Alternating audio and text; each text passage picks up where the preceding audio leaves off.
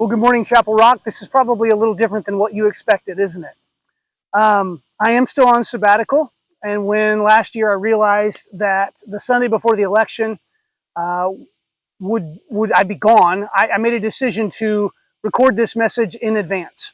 So it's actually August 8th right now as I'm recording this. We just learned over the last couple weeks that it's not going to be Trump Biden, it's going to be Trump Harris with Vance and Walz in the VP slots. That's what it is today. I don't know what it'll be in a few weeks when you watch this, a couple months really. Um, Many people have framed this election as a battle for the future of our country. I don't know about that. I think putting it that way demeans the sovereignty of God. Um, but it is a battle, without a doubt. And maybe that's a battle that you're excited about. Maybe that's a battle that you're exhausted of. I tend to fall into the latter category personally. Um, so it may seem a little weird that I'm recording this message on a battlefield, but that's where we are. This is the Tippecanoe battlefield in Tippecanoe County, north of Lafayette, Indiana, a little ways. This is not just a place of national and state history. This is a place of religious history. Now, if you've been here, you're like, what are you even talking about? Well, let me give you a little recap on the battle that happened here, and then we'll talk about why it has religious significance too. On November 7th, 1811, on this very field, the Battle of Tippecanoe was fought between American soldiers and militiamen and Native American warriors. Following the 1809 Treaty of Fort Wayne, which required the Native Americans to sell 3 million acres of land to the settlers, a Shawnee chief named Tecumseh pulled together 5 different First Nations peoples' armies and led an organized resistance against the United States. They did this because of the massive influx of pioneers into Native American lands. It was a response to that. This organized resistance prompted Governor William Henry Harrison to lead a force of roughly 1,000 soldiers and militiamen to the area known as Prophetstown. Now, this was named for the brother of Tecumseh, Tenskwatawa. He was known as the Prophet. And so there's this village nearby called Prophetstown. There's a state park there. It's beautiful. You can go. It's lovely walks. When Harrison arrived on the evening of November 6th, 1811, he was met with a white flag by some of Tenskwatawa's followers who requested a ceasefire and a parley between the leaders of the two forces. Tecumseh wasn't there, though. He was off far to the south gathering more warriors for the fight. And so Tenskwatawa said, let's wait to do that and let's have a ceasefire. Tecumseh had warned his brother, do not engage the Americans until I bring back more soldiers. But his brother didn't listen. And so he had every intent to break the ceasefire. During the night, he got together all the people at Prophetstown. He stood on this place now called Prophet's Rock and riled his people up into a battle fervor by singing war songs and chanting incantations that he promised would protect them from bullets. At dawn the next morning, Harrison's men were completely surrounded by Tenskwatawa's warriors. They made a diversionary attack on the American camp, and the shots rang out, and of course that woke everybody up, and it didn't take long before the whole camps were fighting. Well, the battle lasted about 2 hours, and eventually Harrison's superior numbers and firepower won out, and you know the militiamen and soldiers kind of held their position. Disheartened, all of the Native American braves returned to Prophetstown and discredited Tenskwatawa's leadership because the spells that he had cast and the incantations that he had called down didn't work. The Americans won. Now, I've told you before, I grew up in Missouri. I'm a transplant here. But I remember in history class hearing about, Tippecanoe and Tyler too, right? That's all I remember about that story. I just remember that phrase, that presidential slogan. And so it was a little weird when we moved here, and I was driving by one day. I was up in the area, and like, oh my goodness, that happened here, and now it's a beautiful park ground. People are out here today walking their dogs and having fun with their kids. It's beautiful. This is a significant battlefield. But I think that there's a lesson here that it would do well for us to heed during this contentious time. And it's this: the battle for the soul of our nation will only be won by Jesus' disciples living like their master. Make no bones about it. There was a religious undertone to this fight. Certainly, Tenskwatawa made religious-style promises to the Native American soldiers who were fighting. And probably the Americans had this sense of, you maybe remember this term from history class, manifest destiny, that God had ordained this for the United States and that they were fighting the good fight, right? Sounds familiar, doesn't it? The idea, a lot of our current political dialogue has religious undertones and sometimes religious overtones. Like, it's blatant, it's overt. And I've heard it from the right a lot, and even from the left, that tends to view their cause as a good moral crusade. So how are we supposed to engage with that? As Christians in America in the 21st century, how do we fight this battle? Well, I believe that Scripture would give us 4 battle strategies on how to fight for the soul of our nation. Here's the first one. We fight on our knees. Prayer is the best and most needed thing, without a doubt. Pray for your country. Scripture commands it. Many of you, I'm sure, know the verse in 2 Chronicles 7:14, which says, "If my people who are called by my name will humble themselves and pray, surely I will hear from heaven and heal their land." I don't know that you can apply that on a one-to-one level to America. Certainly it was true for Israel back then. But the context is about God accepting sacrifices, animal sacrifices at the temple, and him ending a drought and a plague of locusts that was on the people. Are we going through that stuff? No. So I don't think you can apply that directly. I think that the principle still is very much in play. And so I would rather look at a passage that we looked at a couple weeks ago from when I'm recording this, several months ago from when you're watching it.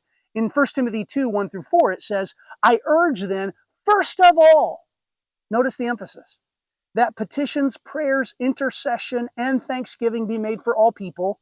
And then he qualifies that. "For kings and all those in authority, that we may live peaceful and quiet lives in all godliness and holiness." This is good and pleases God our Savior, who wants all people to be saved and to come to a knowledge of the truth. Listen, church, we fight this battle on our knees, not so that we can, wrench God into putting the right people, our people, the people we vote for, into power, but so that people will get saved. We're supposed to pray for our country so that people will get saved. Listen, due to our own limited perspective, it's probably best for us to pray that God would put people into positions of responsibility and therefore authority who will best increase the shalom of our country and our community. If you want to know if you're like, "Pastor Casey, how do I pray about this?" It's so contentious, and pray in a way that is bigger than just our current political mess. Pray that God would put people into positions who will increase the shalom of our country. That's what Paul commanded Timothy to pray for. Right? And that might not be the specific candidate that you'd vote for. So you can cast your vote with a clean conscience, but be praying while you do it that God would put the right person into place that would increase the shalom of our country and our community so that people will get saved. Right? That's one strategy. Here's the second. You fight the battle in the voting booth. You need to vote. Church, you need to vote. Listen, I get it. I'm frustrated too. This whole thing just drives me nuts. I'm just exhausted by the churn the political churn. And I'm a bit of a news junkie, so I kind of did it to myself. But you got to realize the rare privilege we have. We get to choose our leaders. Our Christian forefathers and foremothers for the last 1,750 years, most of them did not have that privilege. They had to live out their faith without the privilege of choosing their leaders.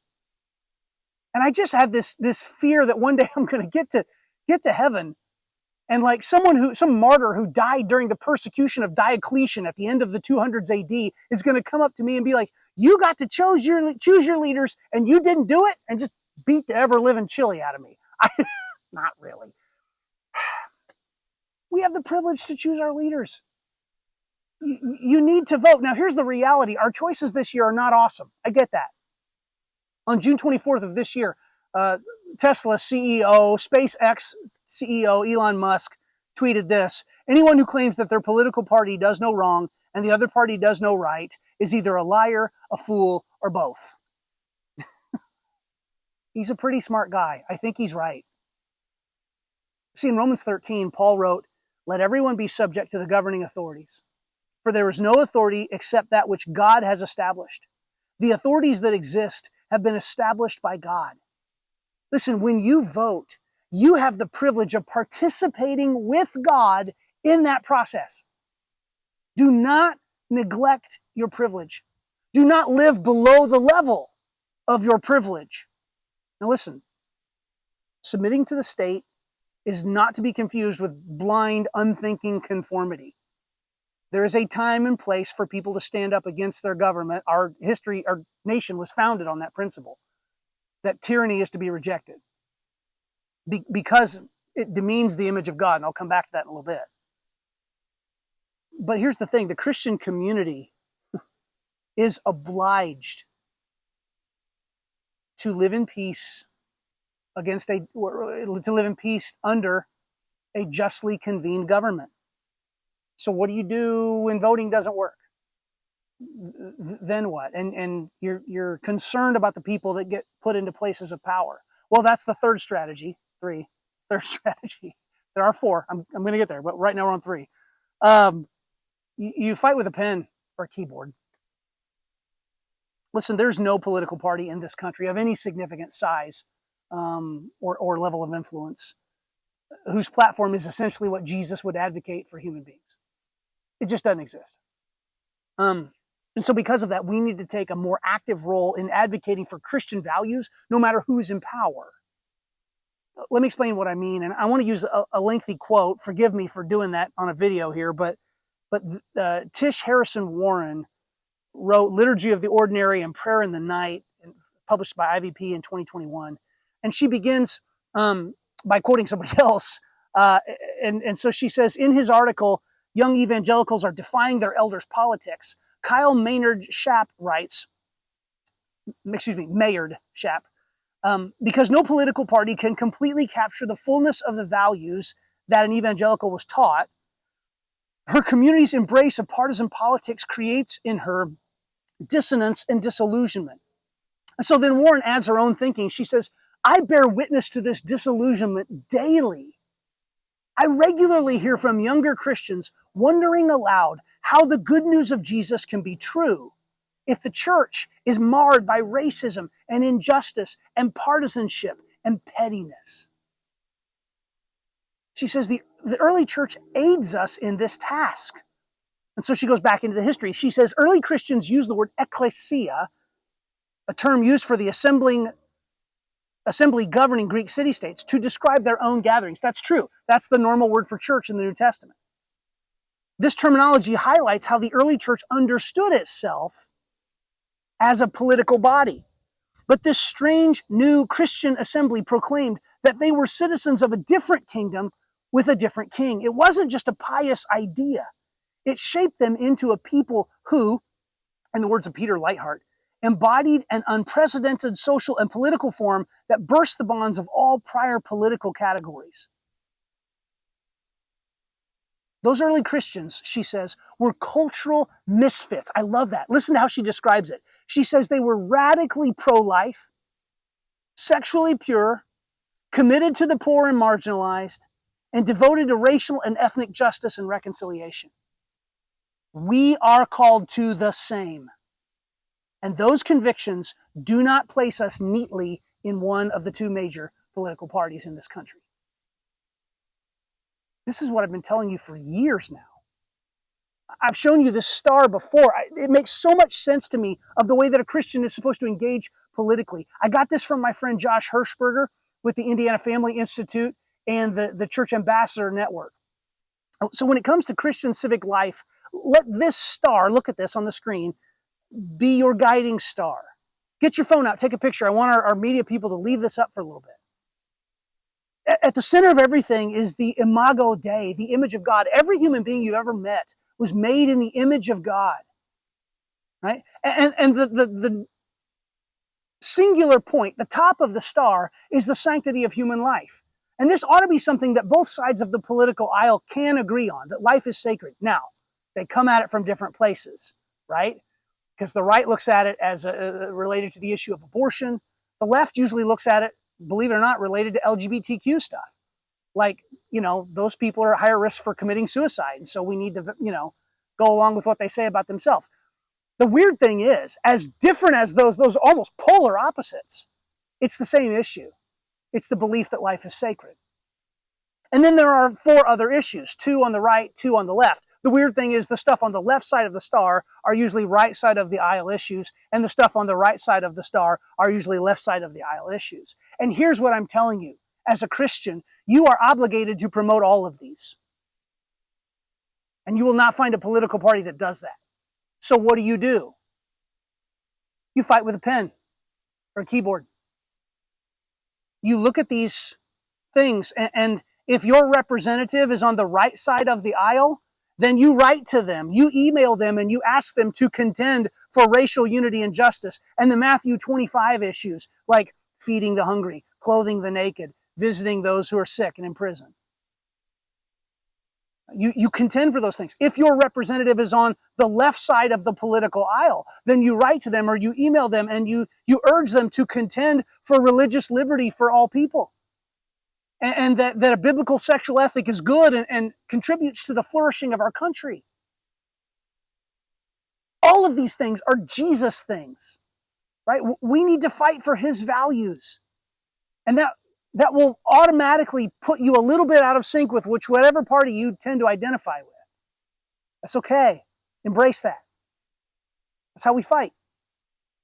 With a pen or a keyboard. There's one more way we fight. We fight over coffee. I heard a story about a Kentucky mountaineer who was fighting overseas in World War I. He was getting letters from his wife, and as the war went on, he just never had time to answer. I mean, it was just constant fighting, and the tone in the letters kept getting more and more nagging. When are you going to respond? When are you going to respond? When are you going to respond? Finally, there was a break in the fighting. And so he had enough time to sit down and write a response. And this is what he wrote. Dear Nancy, I've been getting your nagging letters all along. Now, I want to tell you I'm tired of them. For the first time in my life, I'm fighting in a big war, and I want to enjoy it in peace as long as it lasts. Church, let me ask you, do you have a little too much Kentucky Mountaineer in you? 1 Corinthians 7:15 and Colossians 3:15 both say that we are called to live in peace. The evangelical church in America has been fighting a culture war for the last 50 years. Did it work? Did we win? Is our culture more Christian than it was 50 years ago? It's not. And those of you who are older than me know that. So there comes a point where you go, this isn't working anymore. And the values that we want to live in, I don't believe can be won at the ballot box. Yes, you vote. And when your representatives don't live the way you want, you write them. You get involved in the process. But this battle is not going to be won in a ballot box. It's going to be won over a cup of coffee. You sitting down with your neighbor. Listen, I want to live in a Christian culture. I know you do too. You can't legislate your way into that. You can't vote that in. You want to live in a Christian culture? Me too. Go make more Christians who will vote and run for office and be judges and representatives who advocate for the 5 points of that star. Church, we are in a battle for the soul of our nation. With apologies to Gandalf, the great battle of our time will not be fought at the State House or the courthouse. It's going to be at your house. Maybe over a cup of coffee. Hashtag radical hospitality. Did you hear me? The battle for the soul of our nation will only be won by Jesus' disciples living like their master. Listen, I want to come full circle. We started by talking about prayer. And so we're going to end that way as a way to respond. In a little bit, Brandon's going to come up and lead you in a time of special prayer for our country, for the election on Tuesday. Listen, I love you. I miss you. I'll see you in a couple weeks. Excited to be back with you again. But I want you to remember this, that when it comes to the battle for the soul of our country, how you live on Wednesday probably matters more than how you vote on Tuesday. God bless you, and God bless America. We'll see you soon.